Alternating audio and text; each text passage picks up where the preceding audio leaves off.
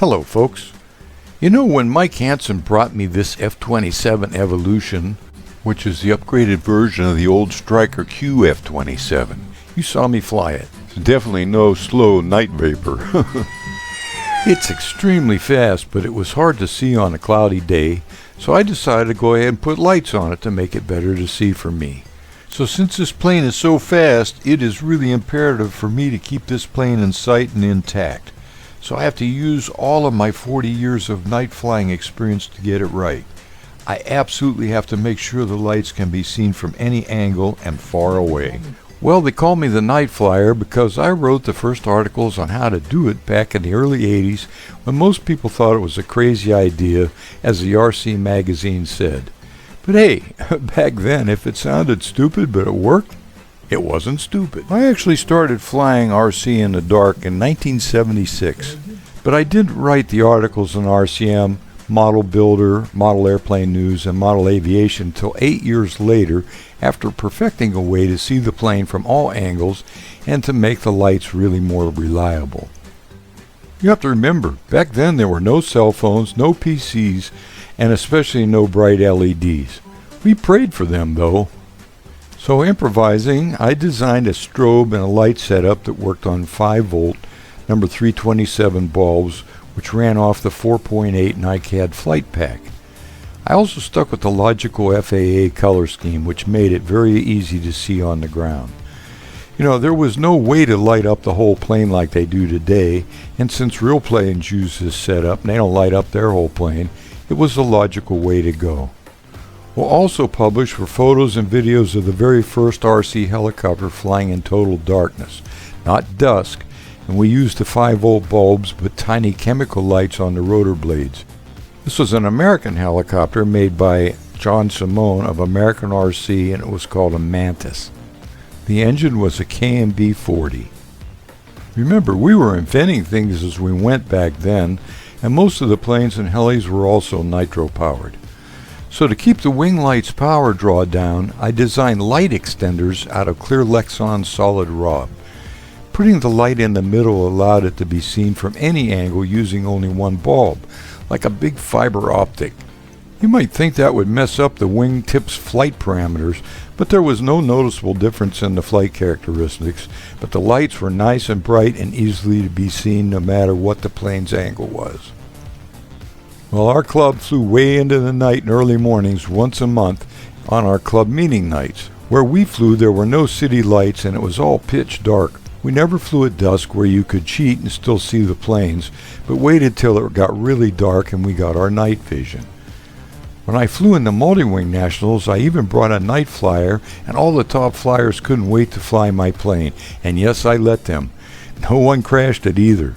It was a total blast and was even broadcast on the local TV news station. Of course, today, night flying is all pretty common, but it had to start somewhere, and I am so glad that the folks read my articles, tried it, and turned it into what it is today. So putting lights on this F-27 was a bit of a challenge though, as it has so many curves. I didn't want to run the wires everywhere, so I used copper tape like I did on my homemade helicopter lighted blades. The pictures you're looking at show how I did it. I also put clear tape over the places that could be scraped to protect the lights and the copper, and also to smooth out the LED's airflow. I'm going to go to the airport and try to fly it, albeit the cold has really set in.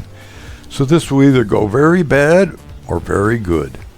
One thing that bothers me though is the finger hold on the bottom of this plane.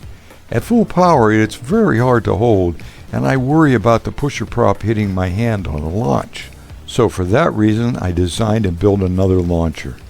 This is not like my NightFlyer Apult you've seen my videos on that was lost in the fire, as this plane doesn't need any catapult.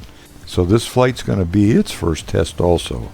So I had to make the launcher so it had no obstructions or cross members to interfere with the plane, prop, or even if it had a landing gear.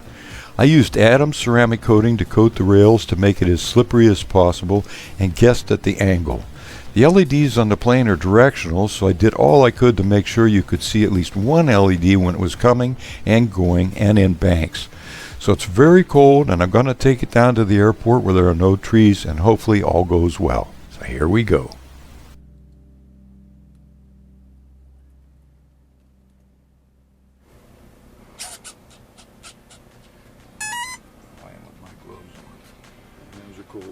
You need that?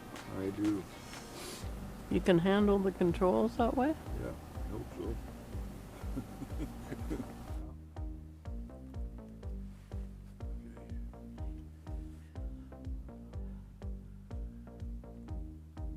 Okay, here we go.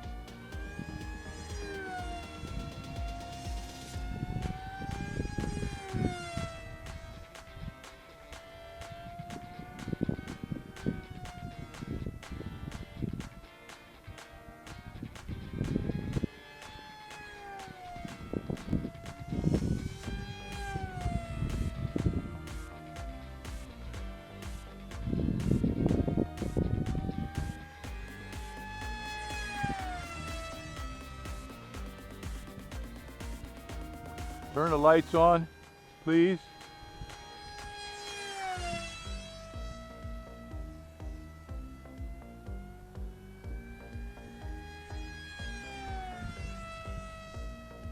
Just slow it down a little bit here.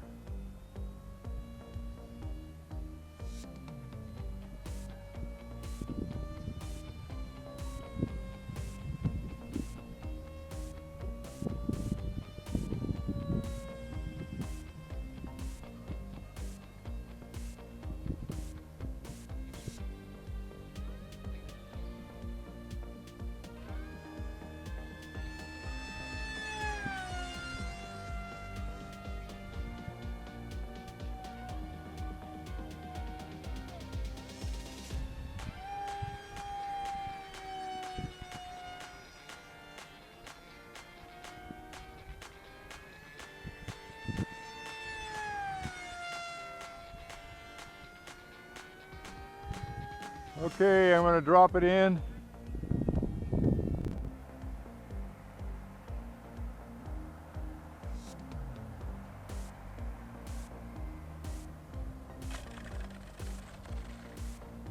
Ha ha ha! Beat it again! Man, is it cold out here.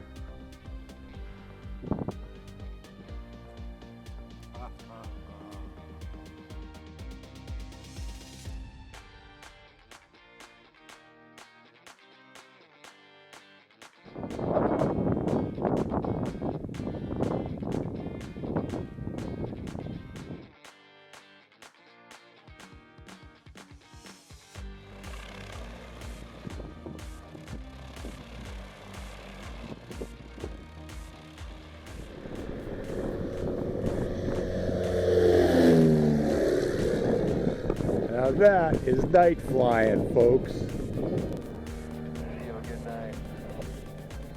You too. Fly easy. Thanks a lot.